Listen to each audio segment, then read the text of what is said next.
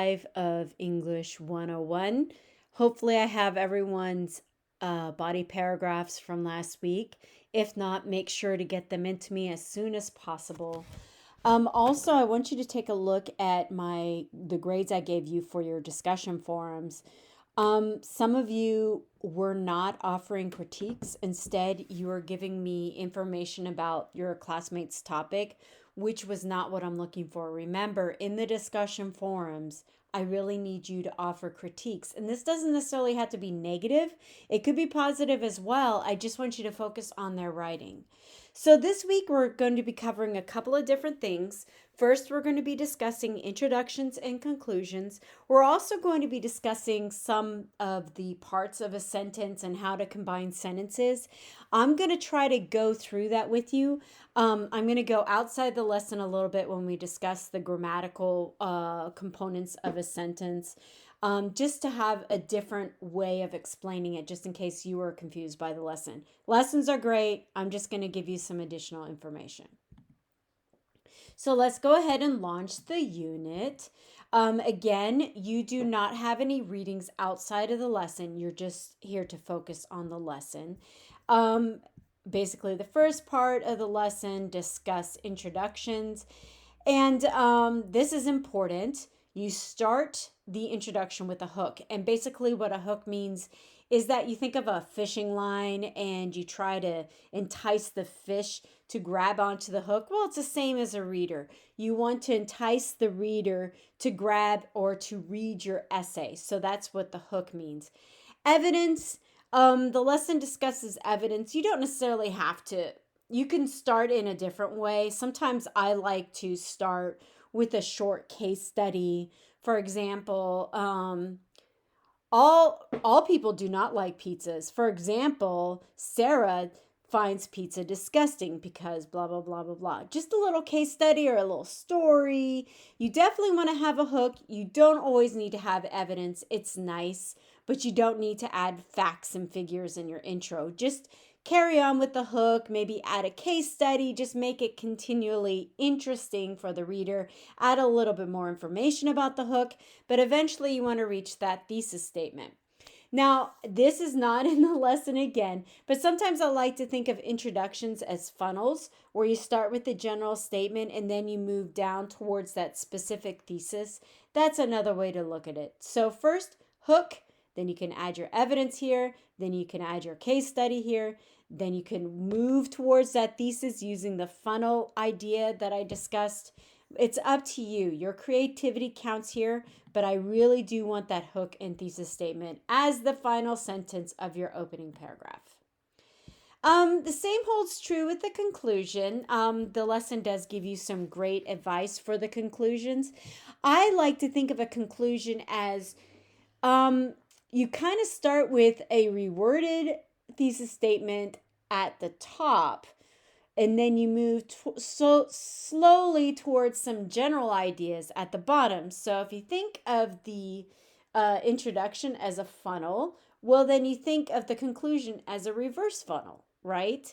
But it's basically up to you. You definitely need to have that rewritten, revised, reworded thesis statement somewhere in the conclusion. But how you want to develop your conclusion really is up to your creativity.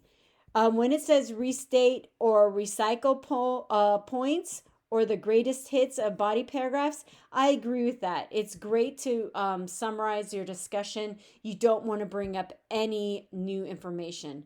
Also, the conclusion mentions that, I'm not sure exactly where it is, but the conclusion mentions that you should not write the phrase in conclusion.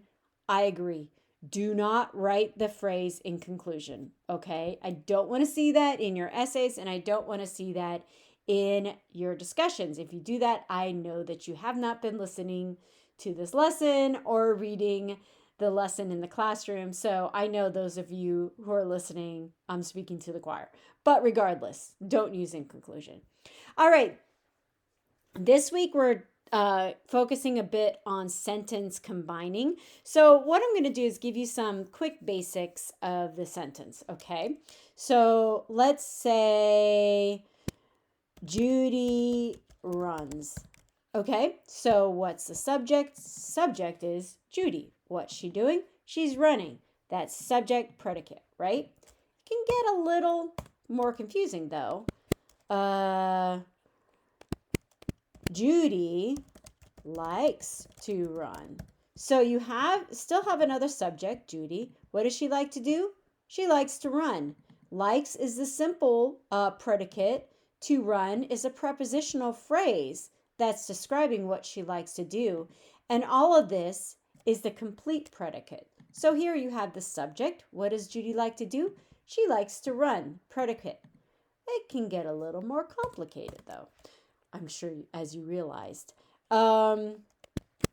My favorite student, Judy, likes to run. All right, so my favorite student is the subject, right? Judy is explaining who that student is, but it's in parenthetical commas because it's an aside. It's not necessary for you to understand the sentence. Let me show you. My favorite student likes to run. That's a complete thought, right? Subject, predicate. And so Judy is just another explanation about who my favorite student is. Let's see. My least favorite student, Dawn, also likes to run. So what's the subject? This is the subject. My least favorite student, Dawn, describes who my least favorite student is. Oh, whoopsies. Also likes to run. Likes to run is the predicate. Now let's say we want to combine both sentences, right? Well, there could be a couple of ways to do it. First, you can always use that handy dandy semicolon. Remember when we discussed that, I believe it was a couple of weeks ago, maybe last week, where you can use a semicolon to combine two complete sentences. My favorite student, my least favorite student, likes to run, also likes to run. These are two complete sentences, so you can combine both of them with a semicolon. What's another way? Let me just copy the whole thing. All right. So you got my favorite student likes to run. You could also do this, use one of the fanboys. And the lesson will discuss what the fanboys are. The fanboys are coordinating conjunctions. For, and, nor, but, or, yet, so. So let's try to combine these two. Well, we can use and. My favorite student, Judy, likes to run. And my least favorite student, Dawn, also likes to run. Let's see if there's other ways to combine these two sentences. Let me see. Let's see if we can start with a subordinating conjunction. Now, subordinating conjunctions create a clause that is subordinate to the main clause. So let's think, especially for those who are in the military, a subordinate is someone who's underneath someone else, who works for someone else perhaps, or who is, I was going to say beholden, but I don't think that's the right word, who has to seek someone else before they can do some sort of action, is not the one in power, right, basically. So a subordinate conjunction makes the sentence subordinate to another sentence. We're going to ignore my dog. She barks all the time. So anyway, let me see. I'm going to try this. Okay, even although my favorite student, Judy, likes to run, my least favorite student, Dawn, also likes to run. So the main clause is my least favorite student, Dawn, also likes to run. Why? This word, although, is making this sentence subordinate to the other sentence. So let's go ahead and split the two up. Although my favorite student, Judy, likes to run. See how that sounds like a fragment? So that is not a complete sentence, although is making it a fragment. So let's take it out. My favorite student, Judy, likes to run.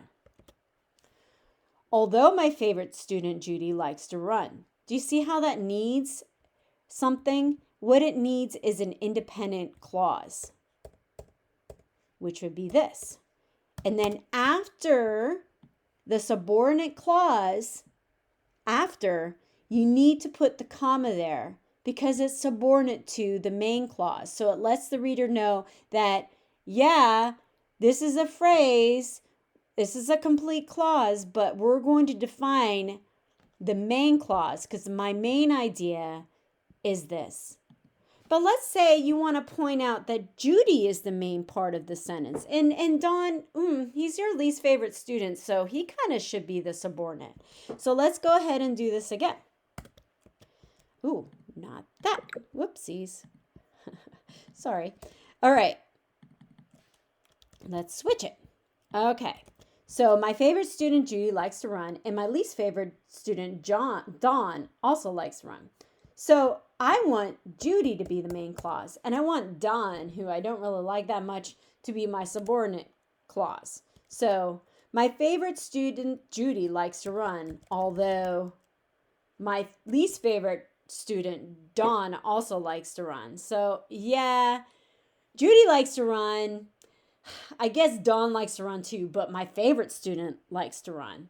So what would make more sense, though, is if let's see, likes to read. My least favorite student, Don, likes to run. So, or let's say I'm a PE coach. My favorite student, Judy, likes to run, although my least favorite student, Don, likes to read. Okay, so right here is an English teacher, and right here is a PE teacher. Just joking. All right, or maybe am I? Am I? So anyway, I hope this kind of helps you with sentence combining. So remember, there are ways to combine sentences. 1, the semicolon. 2, coordinating conjunctions. And 3, of course, you can separate the two sentences as well, but because the quiz focuses on sentence combining, and this is bothering me, so I gotta, sentence combining, that's what my focus was this week. All right, I think I covered everything, but let's kind of go through there and make sure. Yep, did that. Okay, so you're going to be writing 2 introductions this week, right? In the discussions, you're going to be still focusing on that discussion forum question topic that you chose. And then you're also going to be writing an introduction for the assignments. Note, you can write the introduction before you get your body paragraphs back. They're going to take me a little bit to go through because they're longer than last week's assignment. As always, send me a message or email if you're confused about anything. That's what I'm here for. I hope you guys have a great week, and I shall see you online soon. Bye.